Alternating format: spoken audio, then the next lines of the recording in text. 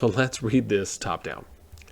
So it says, we appreciate the feedback. And bear in mind, Asya is not the one who's making these changes, right? Most of the time, these people are just the ones who are delivering the message or just the delivery system, right? So just, always got to keep that in mind. It says, we appreciate your feedback and we hear your concerns about the recent changes in Season 2 Plus, troop capacity, and changes to policies have been the topics of the most concern.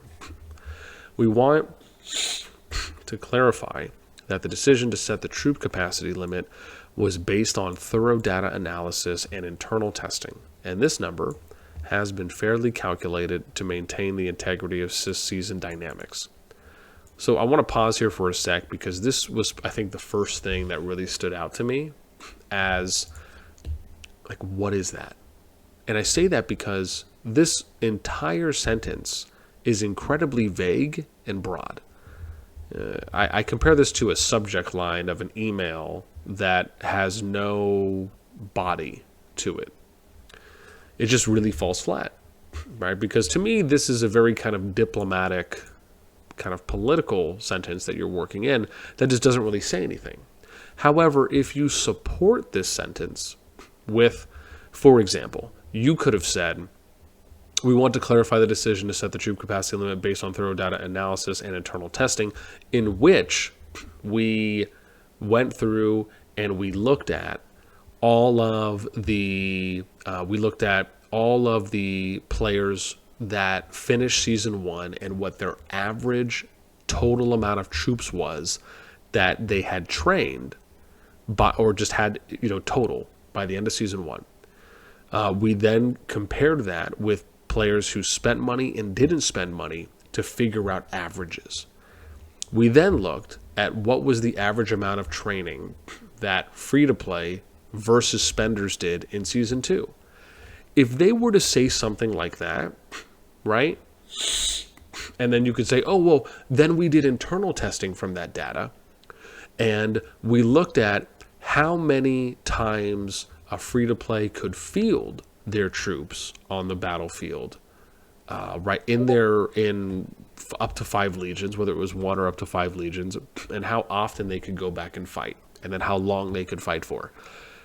That is incredibly. And then again, on the free healing part, you could have even said, then we even looked at it. Maybe when we get to that part, they could have said something to the extent of, oh well, if a free-to-play player has 600 troops in the hospital, we were seeing an average recovery time of this.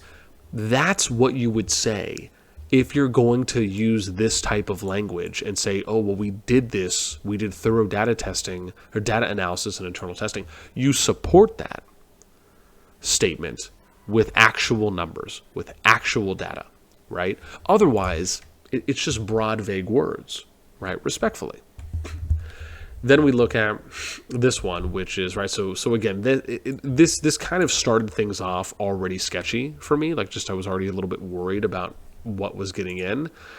However, when we look at the troop capacity limits, right, this is the next thing for me. So this is, I think, the next thing that really gets me is it says the troop capacity limits for each season were as follows. Season 1 is 125,000. Season 2 is 250,000. And then S2 Plus is 360. The thing that gets me here is, how are you coming up with a figure that is double what season 1 is? I mean, again, this is the thing that, and this is almost how I don't want to say how they trick you, but this is misleading because the troop capacity limit is for 1 march. What they should have added on here for, in my opinion, more clear transparency, would have said, right, the troop capacity per march for each season is this. And then if they gave numbers below that said the total amount of units for 5 marches is this, right? So really this should say 125, and then it should say 625,000, right? Because that's for 5 marches. This should say 250, and then it should say 1.25 million. This one should say 360, and then it should say 1.8 million. That's what it should say, right? But the problem is that you're not seeing that here. And that, to me, it's, again, I'm not saying they're omitting it or they're not including it as, some type of dark plan. I'm just saying That is how you be transparent, and that is how you thoroughly explain things. That is what I would have loved to see. The second part here about the troop capacity limits is I would love to know, what data are they getting that indicates for you to double the size of the troop capacity from Season 1 to Season 2 by increasing it by 125,000. However, you then only increase it by 110,000, or I'm sorry, right? Because originally it was 300, right? So then you go 125,000, and then you went plus 50 to plus 110, and then you do the rollback, which they ended up stating here, right? That now they're dropping it back to 300. So like that's another part for me where I'm at an incredible loss. I could understand, like this is the thing, the longer that you play the game, the more troops that you're training. So and it becomes easier to train the longer you play, because eventually you're going to have all your buildings maxed. So you're not going to have to worry about investing those resources into buildings, right? So if you think about the average amount of resources that you are gathering or you have incoming into your city per day, part of those outgoing streams is going to buildings, it's going to tech, it's going to training and healing. And then if you're, sending resources to anyone as well, right, there's something there. And so once you've maxed out your buildings, or you get close to maxing out your buildings, or we'll just say once you do that, now that income stream is gone, right? So now you only have 3 outgoing income streams. If you max tech, then now you only have 2 outgoing income streams, right? Which means that now all of the resources that you're gathering are purely going towards PvP, which is training and healing troops, right? Basically for the most part. So if you think about it, it becomes easier to train troops as you progress, meaning that if you're really going to increase, and again, if we're just looking at this statistically, if you're going to increase troop capacity, typically you would want to increase troop capacity as you go from season to season, right? Where it's more than what it was before, not less than what it was before. At least, again, that's how I would look at it, because it just makes sense that way. So for me, when I look at this, where you're doubling season 1 to 2, and then you're less than doubling season 2 to 3, right, or season 2 to season 2 plus, the thing I would love to know here, once again, is how much training are people doing? Where's the data to support the increase? Because if you asked me, and you said, boss, how many people out there are advocating for this troop capacity increase? And it makes me wonder, are people just throwing a number out? Like, are they just throwing this number out thinking that that's okay? Are they supporting this actual troop capacity increase from season to season with actual data and analysis? It makes me wonder, because I can tell you, I've never heard anyone, and I should be, let me be very specific here. I have not heard droves of people that are advocating for a double troop capacity increase from season 1 to season 2. Just like I don't see droves of people advocating for another troop increase from 250 to 360.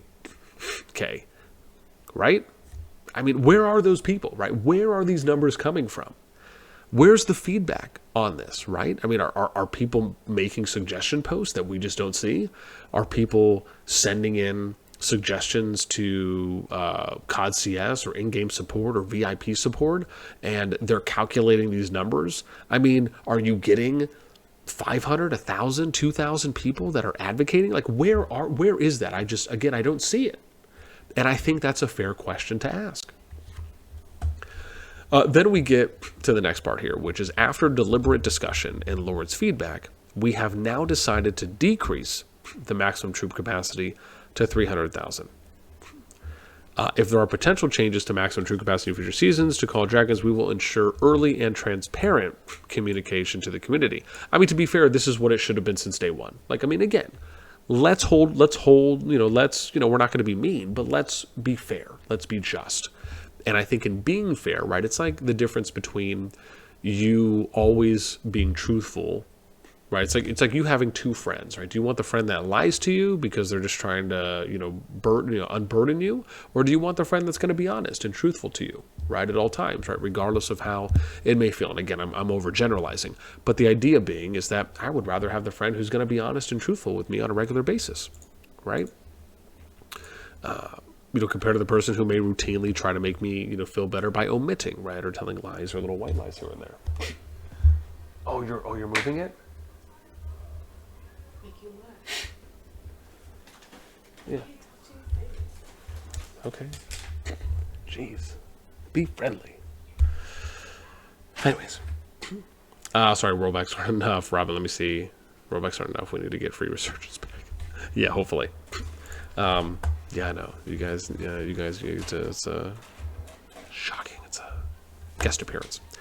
But we go from, right, the way that the increases are happening, right, to then you get to this decrease to 300.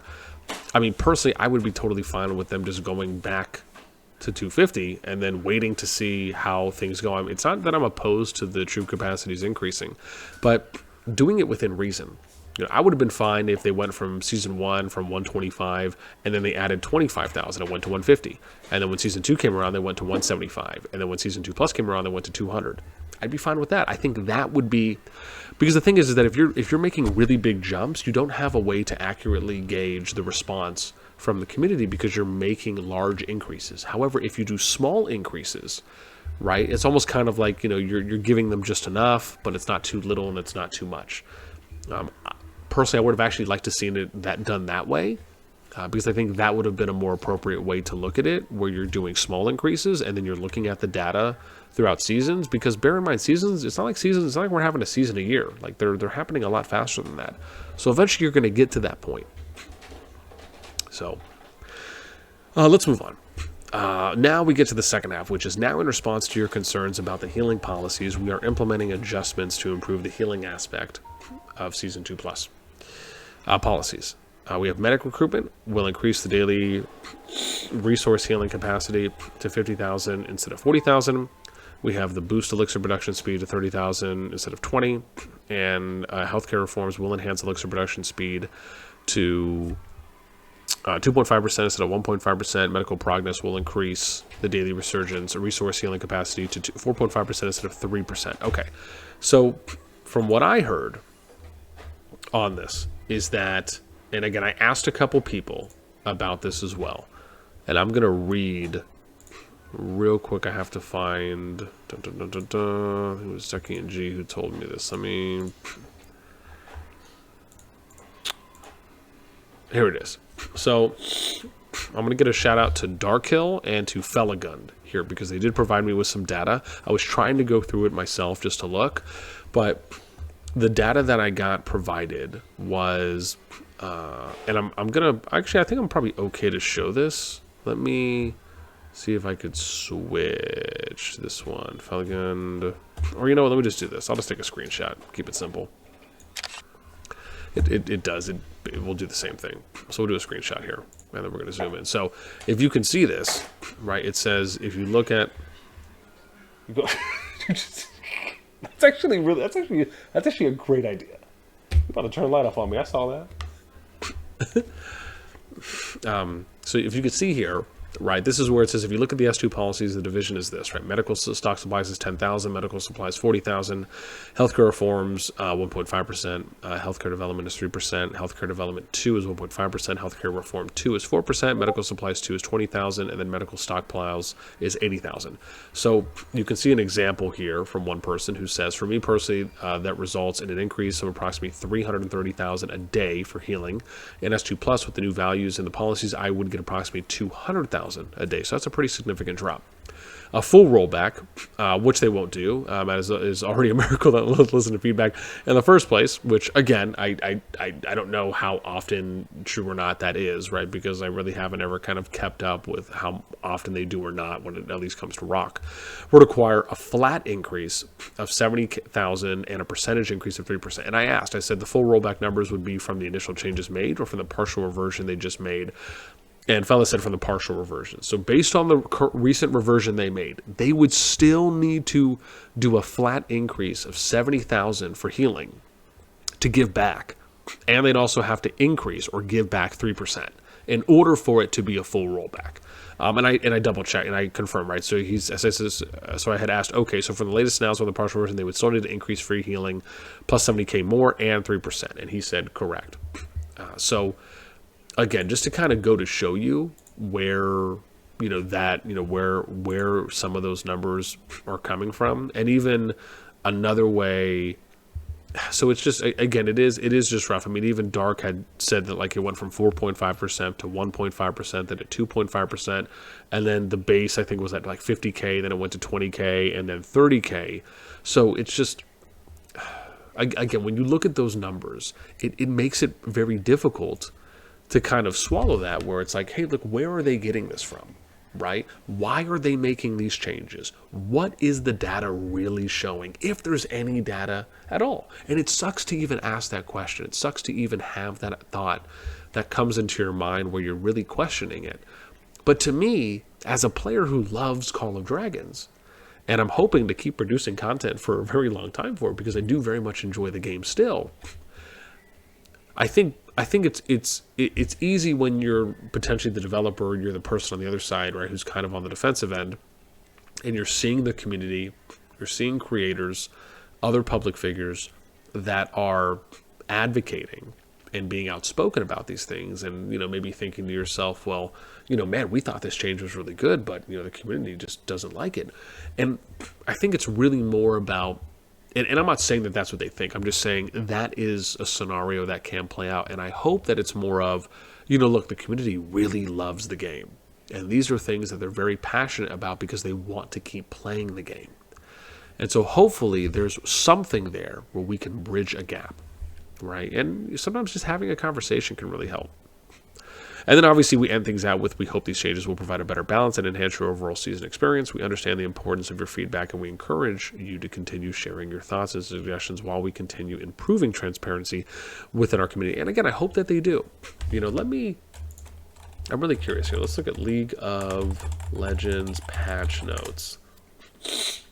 Yeah, I don't know where they post these patch notes, but I want to give you guys an example here of what I'm talking about.